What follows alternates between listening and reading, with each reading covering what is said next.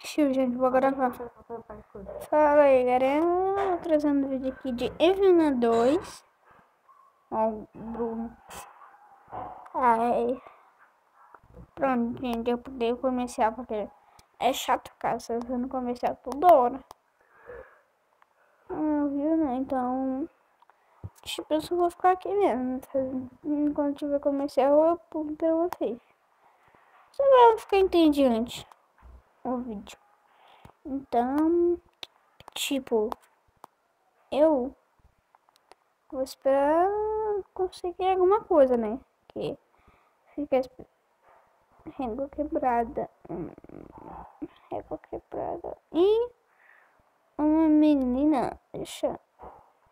Esse é o nome eu acho que já vi essa menina em algum lugar. Só que não.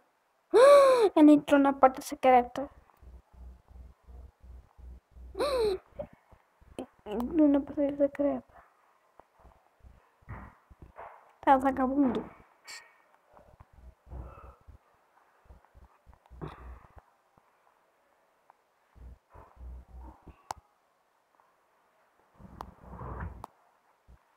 Não. Nada.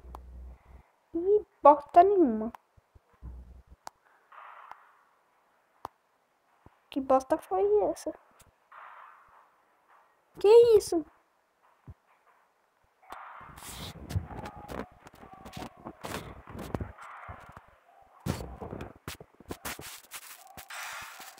Tá vendo o celular da Júlia? Tá falando o celular da Manu. Já tá saindo de perto dela. Ok. Então.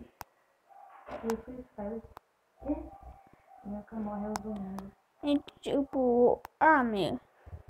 É realmente meu chatinho. Pera, gente. Pronto, gente. Começou chatinho. Como qualquer um começar. Mas depois que esse armário acaba. Mas fazer o que, né? Pegar as coisas.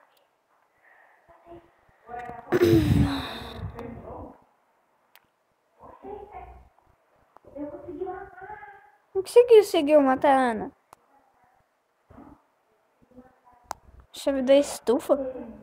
Mas que bosta é essa? Chave da estufa?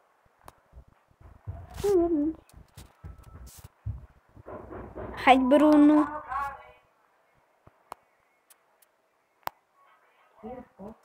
Que bosta.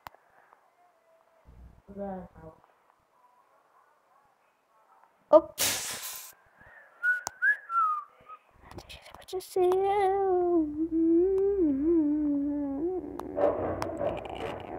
Não, correr daqui. Gente, acho que o projeto tá bom. Depois a gente. Então, beijinhos. Tchau, tchau.